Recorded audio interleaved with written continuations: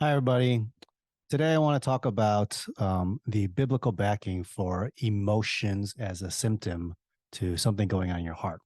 So, previously, I talked about a lot of psychology, I think, as well, nonviolent communication. If you know Marshall Rosenberg, he talks about 9 basic needs. And if those needs are not met, if they're satisfied, then you feel pleasure, comfort, happy, restful, but if you don't feel those needs, if they're not satisfied, then you feel anxious and um, maybe not comfortable. And some of those 9 basic needs that Marshall Rosenberg talks about is the idea of sustenance. If people have heard of Maslow's hierarchy of needs, so like food.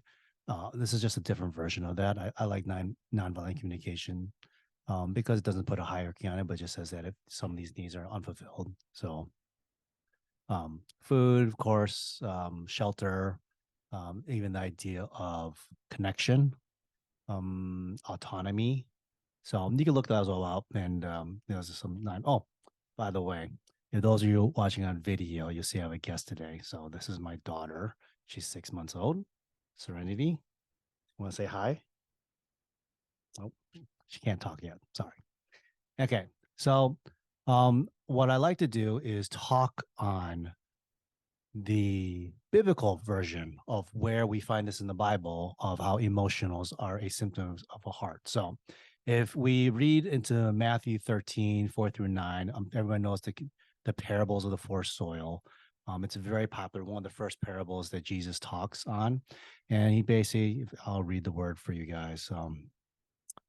As he sowed, some seeds fell along the path, and the birds came and devoured them. Other seeds fell on rocky ground where they did not have much soil, and immediately they sprang up, since they had no depth of soil. And then the sun rose, and they were scorched. And since they had no root, they withered away. Other seeds fell among thorns, and the thorns grew up and choked them. Other seeds fell on the ground, fell on good soil and produced grain, some 100-fold, some 60, some 30. It's Matthew 13, 4 through 8. And then later on, in Matthew 13, 18 through 23, he actually explains the parable in an interpretation to his disciples, because the disciples says, we don't get what you're trying to say here. So he says this then, hear then the parable of the soil. When anybody hears a word of the kingdom and does not understand it, the evil one comes and snatches away what has been sown in his heart. This what it was sown along the path. As for what was sown on rocky ground, this is the one who hears the word and immediately receives it with joy. Yet he has no root in himself, but endures for a while. And then tribulation or persecution arises on account of the word. Immediately he falls away. As for what was sown among thorns, this is the one who hears the word, but the cares of the world and the deceitfulness of riches choke the word, and it proves unfruitful. As for what was sown on good soil, this is the one who hears the word and understands it. He indeed bears fruit and yields, in one case 100-fold, another 60, and another 30. So that's Matthew 13, 18 through 23. And so, and we asked, okay, what are the fruits? What happens when you have the seed lands in good soil? If you guys know how gardening works, or just the natural order of things, is that when seed is planted into the ground, into good soil, it bears a tree, and then the tree has fruits that could be like an apple tree or something like that. And we learn in Galatians 5 what those fruits of the flesh and the fruits of the spirit are. So Galatians 5:18-21 says, now the works of the flesh are evident: sexual immorality, impurity, sensuality, idolatry, sorcery, enmity, strife, jealousy, fits of anger, rivalries, dissensions, divisions, envy, drunkenness, orgies, and things like these. And then what are the fruits of the spirit? Galatians 5:22-23 says that the fruit is love, joy, peace, patience, kindness, goodness, faithfulness, gentleness, self-control. Against such things there is no law. So, and this is not anything special and anything new. A lot of people have done sermons on these and talks about how the fruits of the spirit is from a condition of the heart. Those that are watching on video, I am going to share a nice little picture of what I mean here. You'll see that emotions, if they are fruit and they're hanging from a tree, and the tree is landed and planted in soil, which is the heart. So this idea of trying to control your emotions is really not the right way of understanding what emotions are meant. They are a symptom or the result of what has happened in your heart, whether you received um, good information or something that is going on your heart where you are troubled. And I like to show a couple ways of going about, and when one sense of evidence and one data point shows one way, but you have two data points at a different perspective can give you a more accurate view, three, four. So when multiple sciences, psychology, and theology kind of points to this idea of a certain thing that validates each other, it makes this argument a little bit stronger.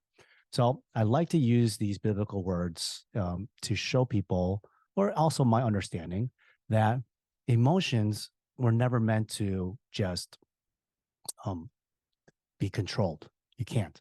It's like going back and say, in the Bible it says, do not be jealous or do not be angry. And people are like, oh man, I'm so angry. How come I'm getting so angry? I need to stop being angry. And it's the wrong, and you try to control your emotions, but your emotions, and C.S. Lewis talks about it in Four Loves, is that these emotions are part of love. Like you have to feel these emotions, because if you try to disconnect yourself from emotion, then you're never ever going to really experience love. You're never going to experience the depth and excitement of life. So the right way of looking at emotions, once again, and emphasize, is that it's a pathway. It's a symptom. It is a signal of something going on in your heart. And the best way to do this and know yourself is to ask, why am I feeling anger? Why I'm feeling jealousy? I'll give you an example. I just happened just yesterday, the other day. I was feeling anxious and rushed because I had to apply for a visa in downtown, to the downtown city. And if you've ever applied for a visa or ever do any sort of application with the government before, any type of government, it's a big headache, because depending on who you're working with, and the standards are not all, there's interpretations on principles.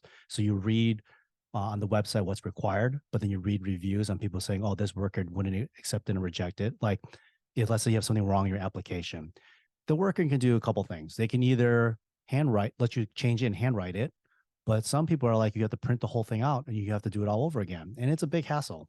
And I've done this like 3 or 4 times for different countries, and there's no actual real standard. And people have different rules on how to handle this. And so I had all these questions, and I felt anxiety.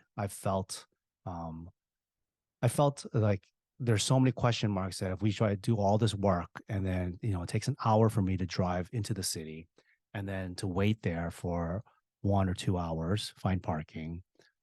Even if we get there early, but we don't there's a long line, they might not call us until after lunch. They take a lunch break and they close at 2:30. And if you don't have all that stuff done, you have to come back there again. And I'm somebody, and I understand, is that the reason I was feeling anxious is because I don't want to waste time. I like to be efficient with my time, and I want to have other things I want to do throughout my life. And I feel like driving down to the city, doing all that stuff, is a huge waste of time if I don't get it right in the first shot. And there's also probably an aspect of performance. Like I give this example, like preparing for a test. I've taken 2 or 3 hours printing out my photo IDs, any sort of duplicate copies in case the worker employee wants it. It's different than what's said on the website. For instance, another example that we didn't know and weren't prepared for is the website. My wife only has a green card less than 2 years, because we've been married less than 2 years. And so, because it's not a 10-year green card, they said that she couldn't apply for our child to have a visa. And there's no way that any of the websites indicate that. And they said you have to actually download a Chinese app and upload all that information up there, and then they'll send you the visa to the baby through the mail, which could be a lot easier. But if I was going there by myself, if I didn't have my wife there, I have no idea what this app is. I have no idea what this worker is talking about. Another one is you have to have an invitation letter to be able to go into the country. That's nothing new. But what wasn't understood clearly is my wife is still Chinese. And so, there's one way of interpreting this, is that she can invite us back to China. The other way to interpret this is that because she doesn't live in China right now, she lives in the United States, that she cannot be the person inviting us to China to apply for the visa. It has to be somebody living in there. So we had to prepare for both. We had an invitation letter originally with my wife. As my wife did some more research, she said, you know what? It's possible that the worker won't allow me to invite us back to China. And that has to be her mother because her mother still lives in China. So we had to print a whole new invitation letter and make copies of the ID card for her mom, just in case the worker said this invitation is not sufficient. And guess what? When we went to the window, the worker looked at the invitation letter written from my wife and says, "Hey, are you living in China?" She said, "No." Then you can't invite us back. And so we had to say, okay, well, at least we have another invitation letter by her mother that's copied that would allow us to get approved for a visa. If we didn't have this second visa invitation letter, then we could have been rejected. And so that would have been 3 hours wasted that I would have to go back to the consulate again. So these are the kind of things you have to think through and all these different options for me that I'm always thinking about, like, what if they ask this? What if they ask that? And trying to make sure that I have all my information right in case they might, so I don't get rejected for a visa. And that's my personality. But I was feeling anxious and I'm feeling stressed. And it goes back to also probably, if I look into it, like I don't really believe that there is there's a responsibility both in co-laboring with God. Like I believe God ordains all things still, and that He can cause all things. But there's also a part where we have responsibility of what we prepare and what we do. So, and I'm afraid sometimes that I might not be prepared for something um, that could come up in a test or performance. So it goes back to my performance anxiety. Anyways, all that to say is this stuff is a continual process. Your emotions and self-awareness and EQ is all a continual process. I don't think anybody ever says I'm wholly and fully made, but this is the sanctification process in the Christian life. This is what many, I believe, Christians fail to realize, is that they feel like they have to move and mature in this life, but they don't know what it actually means to be sanctified. It's a continual process of learning to trust in God and not to trust in your own means, yet also learn how to co-labor with them, but also understand how He's made you. Each person is fearfully and wonderfully made. So want to show that real quick one, and we'll move on to maybe the next topic and talk about the process of sanctification. All right. Thank you.